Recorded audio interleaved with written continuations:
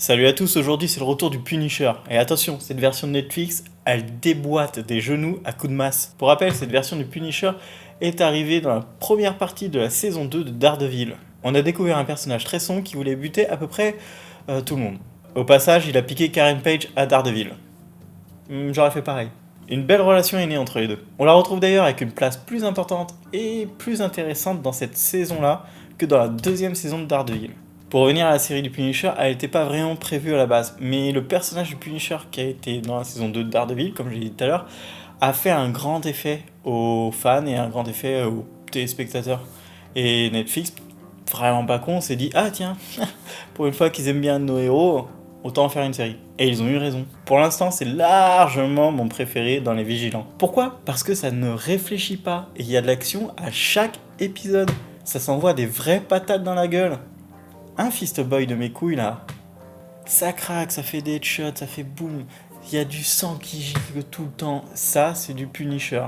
Et c'est ce qu'on voulait, c'est tant mieux. Le mec veut pas de procès, il veut juste buter les méchants. J'ai posé le cerveau pendant 2 jours et j'en suis super content. Il y a aussi beaucoup de bonnes blagues et il y a surtout du bon gros foutage de gueule contre les hipsters de merde. C'est que du bonheur. Au niveau des personnages, The Punisher va s'associer avec Micro, qui est un mec normal, un ancien analyste de la NSA, qui n'est pas un putain de gros cliché de geek, entouré d'ordinateurs gros et tout ça, pas intelligent, avec zéro skill social, hein, comme on aime en voir partout. Faux. Leur relation est drôle et plutôt complémentaire dans l'action, la réflexion et dans le team building en fait. Il n'y a pas de relation foireuse, de trahison ou quoi que ce soit, c'est très honnête comme relation, et franchement ça fait plaisir. Ça fait vraiment plaisir par rapport à 90% des séries qui foutent de la trahison à tout va. C'est très très chiant. L'acteur a tellement la gueule de l'emploi, c'est fait pour lui. Il mérite tellement pas son passage dans The Walking Dead.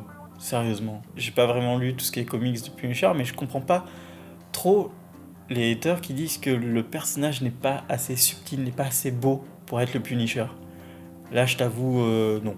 Je comprends pas. En fait, je pense que c'est juste des mecs qui n'ont pas vu la saison, qui n'ont pas vu la série du tout, et qui veulent juste être des haters, des bons gros connards. Pour une fois qu'on a un acteur avec une gueule cassée qui propose autre chose que d'être une princesse, un Fist Boy de mes couilles, on va commencer à applaudir.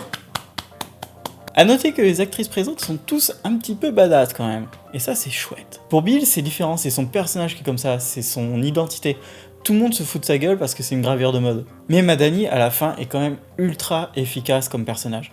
Sinon, très content de revoir Tess de Eureka. Elle joue exactement dans le même registre, mais en mieux. Niveau réal et photographie, ils ont pris un parti pris qui pour moi est une putain d'excellente idée. C'est de prendre des portraits en pleine action, mais très près.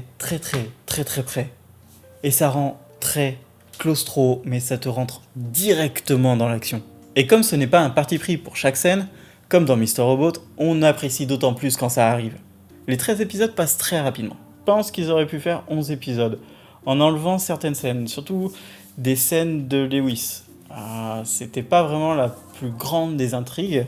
Par contre, il aurait fallu quand même avoir cette finalité dans l'hôtel, qui était mon épisode largement préféré, parce que c'était vraiment celui qui était le mieux pensé, le mieux fait. J'adore tous les épisodes où c'est déconstruit au niveau du temps. Et celui-là, il fait particulièrement plaisir, parce qu'il est quand même un petit peu gore, il y a tout le monde qui enlève sa poker face, et c'est plutôt cool. Vraiment, celui-là, rien que pour celui-là, il faudrait regarder The Punisher. Netflix s'est pas trompé sur ce coup-là. Ils n'ont pas voulu faire la plus incroyable des séries avec le plus gros budget au monde. Ils ont continué plutôt dans la lignée de ce qu'ils avaient armé dans Daredevil. Ça suffit largement pour passer un bon moment, et aussi pour être au-dessus des autres Marvel. Ce qui est un peu triste en soi. Donc le Punisher pour moi c'est oui. Et hop, un gif de plus. Abonnez-vous, on est bientôt 100, ça me ferait plaisir, un petit palier à passer comme ça, ce serait cool. Je crois que même je pourrais changer mon URL. Ce qui est ouf, hein. Ouais, tout le monde s'en fout, je sais. Mais abonnez-vous quand même. Et venez sur Twitter, on va discuter. De autre chose que Punisher, si vous voulez. J'aime bien la raclette. On pourra discuter de ça si vous voulez. Allez, venez. Viendez, s'il vous plaît. Vous allez voir d'autres vidéos. De moi. S'il vous plaît. Merci.